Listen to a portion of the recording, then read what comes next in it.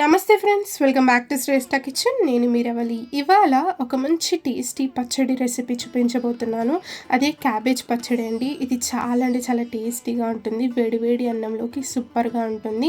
Cabbage అంటే ఇష్టం లేని వాళ్ళు కూడా ఇది లొట్టలు వేసుకుంటూ తింటారు. అంత బాగుంటుందన్నమాట. చాలా కమ్మగా ఉంటుంది.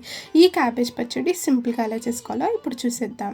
నేను ఇక్కడ స్టవ్ మీద ఒక ప్యాన్ పెట్టేసుకొని ఇందులోకి ఒక 1 స్పూన్ అంతా ఆయిల్ వేసుకున్నాను. అందులోకి ఒక 1 స్పూన్ ధనియాలు వేసుకున్నాను. అలాగే ఒక చిటికెడు మెంతులు వేసుకున్నాను. అలాగే ఒక 1 స్పూన్ జీలకర్ర వేసుకొని వీటిని కొంచెం దోరగా వేపుకోవాలి. వీటిని మీరు డ్రై రోస్ట్ కూడా చేసుకోవచ్చండి, లేదా ఇలా ఆయిల్లో కూడా ఫ్రై చేసుకోవచ్చు.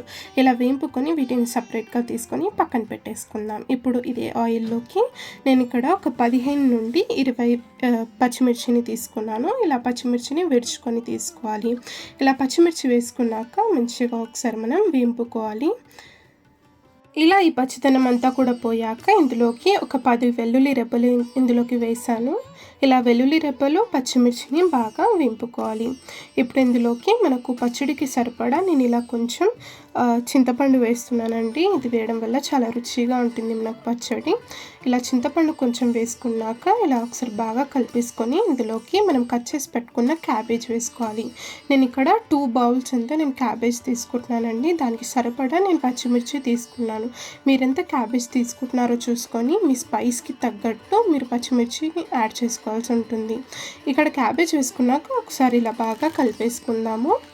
ఇలా కాసేపటికి ఇలా కొంచెం మగ్గుతుంది కదా, మనకి ఈజీగా ఉంటుంది కలుపుకోవడానికి. చూసారా, ఇలా కలుపుతూ ఉండాలండి. కింద అస్సలు మాడనివ్వకుండా మనం కలుపుతూ ఉండాలి. ఇందులోకి ఒక 3 పెద్ద సైజ్ టమాటాలను కూడా నేను ఇక్కడ వేస్తున్నాను.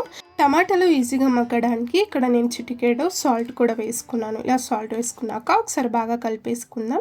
ఇలా టమాటాలు క్యాబేజ్ ముక్కలన్నీ కూడా బాగా మగ్గనివ్వాలి ఆయిల్లో. ఆ తర్వాత నేను ఇక్కడ ఒక 1/2 టీ స్పూన్ పసుపు కూడా వేసుకున్నాను. పసుపు వేయడం వల్ల మనకు క్యాబేజ్ పచ్చడి కలర్ అనేది చాలా బాగా వస్తుంది. సో ఇలా పసుపు వేసుకున్నాక ఒకసారి బాగా కలిపేసుకుందాం.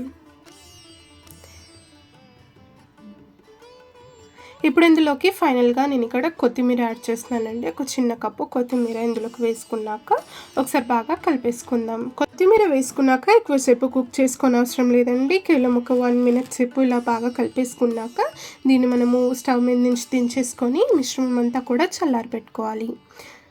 చూసారా, ఈ విధంగా క్యాబేజ్ ఇదంతా కూడా మంచిగా ఇలా మగ్గిపోవాలండి. ఇలా మగ్గితేనే మనకు పచ్చడి రుచిగా ఉంటుంది.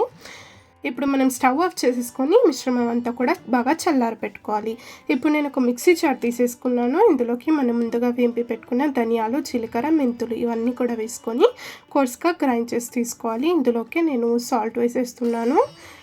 ఇలా సాల్ట్ వేసుకున్నాక దీన్ని మనం మంచిగా ఒకసారి గ్రైండ్ చేసుకొని తీసుకుందాం. ఇలా ఇవన్నీ కూడా ఇలా మంచిగా గ్రైండ్ చేసుకొని తీసుకోవాలండి. ఇప్పుడు ఇందులోకి మనము క్యాబేజ్ ముక్కలన్నీ కూడా చల్లారి పెట్టుకున్నాం కదా, ఈ మిశ్రమం అంతా కూడా ఇలా మంచిగా జార్లోకి వేసేసుకోవాలి. నాకు ఇక్కడ క్యాబేజ్ క్వాంటిటీ ఎక్కువగా ఉంది కాబట్టి నేను 2 టైమ్స్ గ్రైండ్ చేసుకుంటున్నానండి. ఇక్కడ నేను కొంచెం క్యాబేజ్ మిశ్రమం ఇక్కడ వేసేసాను. దీన్ని గ్రైండ్ చేసుకొని ఒక బౌల్లోకి తీసుకుందాం. చూసారా, ఈ విధంగా మంచిగా కోర్స్ లాగా గ్రైండ్ చేసుకోవాలి. మరీ మెత్తగా కాకుండా కొంచెం క్యాబేజ్ ముక్కలు అక్కడక్కడ తలుగుతూ ఉంటే బాగుంటుంది తినేటప్పుడు. ఇలా నేను ఒక బౌల్లోకి తీసేసుకున్నాను. మిగతా ఇంకొంచెం మిశ్రమం ఉందండి, అది కూడా జార్లోకి వేసుకొని ఒకసారి బాగా మిక్స్ చేసేసుకొని తీసుకుందాం. చూసారా, ఇందులోకి కొంచెం సాల్ట్ కూడా యాడ్ చేస్తున్నాను. ఇలా మనం పచ్చడికి సరిపడా సాల్ట్ యాడ్ చేసుకోవాలి. ఆ తర్వాత నేను దాన్ని కూడా గ్రైండ్ చేసేసుకొని ఇలా బౌల్లోకి వేసేసుకున్నాను. ఇప్పుడు మనం పోపుని ప్రిపేర్ చేసేసుకుందాం. పోపు కోసం సింపుల్గా ఒక ప్యాన్ పెట్టేసుకొని ఇందులోకి ఒక 2 టేబుల్ స్పూన్ల ఆయిల్ వేసుకున్నాను. ఆయిల్ హీట్ అయ్యాక ఇందులోకి ఒక 1 టీ స్పూన్ ఆవాలు, 1 టీ స్పూన్ జీలకర్ర వేసుకోవాలి. ఆవాలు జీలకర్ర కాస్త వేగాక ఇందులోకి కొంచెం మినపప్పు కూడా యాడ్ చేసుకుందాం. మీకు నచ్చితే శనగపప్పు కూడా యాడ్ చేసుకోవచ్చు. నేను ఇక్కడ మినపప్పు యాడ్ చేసుకున్నాను కొంచెం. ఇందులోకి మనం దంచి పెట్టుకునే వెల్లుల్లి రెబ్బలు కూడా యాడ్ చేసుకోవాలి.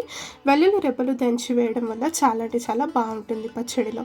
ఇలా కొన్ని ఎండుమిర్చి కూడా యాడ్ చేసుకున్నాను. ఇలా ఇవన్నీ కూడా ఒకసారి బాగా వేపేసుకోవాలి లో ఫ్లేమ్లో. ఇలాగే కొంచెం కరివేపాకు కూడా యాడ్ చేస్తున్నానని మంచి ఫ్రెష్నెస్ కూడా యాడ్ అవుతుంది మనకు పచ్చడిలోకి. ఇలా అవన్నీ కూడా బాగా ఫ్రై చేసుకున్నాక వీటిని పచ్చడిలోకి యాడ్ చేసేసుకుందాం.